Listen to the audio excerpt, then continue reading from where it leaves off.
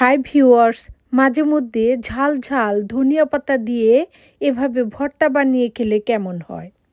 আজকে ভর্তা তৈরি করব, এর জন্য এই যে পেঁয়াজ কুচি করে কেটে নিয়েছি, আর এই যে কিছু ধনিয়া পাতা কেটে নিয়েছি, আর এখানে এই যে 2 পিস মাছ ভেজে নিয়েছি। এই মাছগুলো কাটা ছাড়িয়ে নিব। এখান থেকে এই যে কাটা এভাবে ফেলে দিতে হবে, মাছের থেকে কাটাগুলো ছাড়িয়ে নিব আস্তে আস্তে।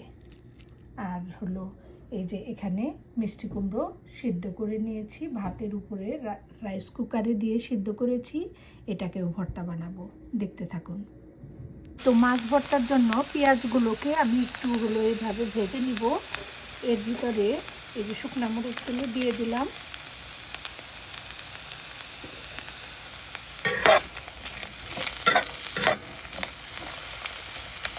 এগুলোকে সুন্দর করে একটু ভেজে নিব। এই তো পেঁয়াজ মরিচ প্রায় ভাজা আমার শেষ। এই যেরকম একটু হালকা গাঢ় করে ভেজে নেব, বাদামি কালার করে। এতে ভর্তাটা বেশ কিছুক্ষণ ভালো থাকে, পেঁয়াজের থেকে গন্ধ আসে না। এই তো এই যে প্রথমে মরিচের বোটাগুলি ফেলে নিতে হবে।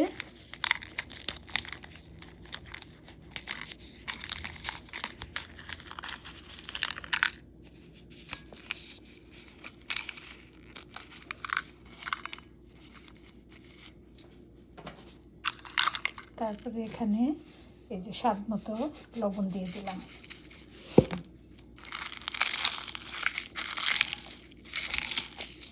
আর এই যে পেঁয়াজগুলোকে তো এই যে সুন্দর করে ভেজে রেখেছি, এর মধ্যে দিয়ে দিলাম আর একটু সরিষার তেল। যে সরিষার তেল দিয়ে দিলাম, এখন এটাকে সুন্দর করে মেখে নেব।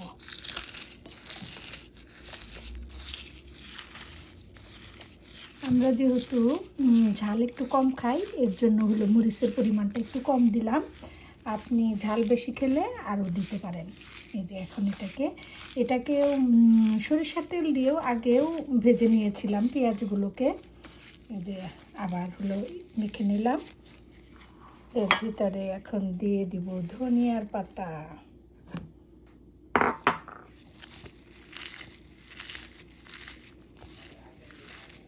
ধনিয়ার পাতা দিয়ে এভাবে মাখলে মরিচ পেঁয়াজ এটাই একটা ভর্তা হয়ে যায়, অনেক টেস্ট আর অনেক সুন্দর স্মেল আসতেছে এটার থেকে। ওকে, এখন এখান থেকে আমি এই যে মাছ ভর্তাটার ভিতরে দিয়ে দিলাম কিছু, আর এটা মিষ্টি কুমড়ো যে ভর্তা বানাবো এটার ভিতরে দিয়ে দিলাম।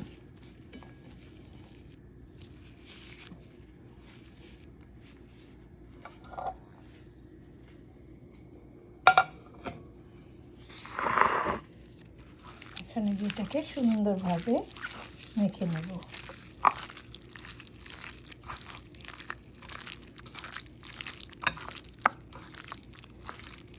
আগে এটা ভর্তা বানালাম এই কারণেই যে মাছটা ভর্তা বানিয়ে এই মিষ্টি কুমড়োতে আমি ধরবো না, আগে এটা ভর্তা বানিয়ে নিলাম। এই যে মিষ্টি কুমড়োর ভর্তা আমার শেষ বানানো। এখন আমি এই তো এই যে এখন এটাকে আমি মেখে নেব। এটা হলো রুই মাছ ভর্তা। যে কোনো মাছ এভাবে ভর্তা বানাতে পারেন।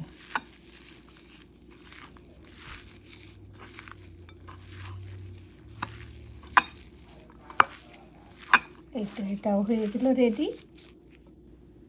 যারা ভর্তা প্রিয়, ভর্তা ভালোবাসেন, খাবারের মেনুতে একটি ভর্তা আইটেম যোগ করে ফেলুন।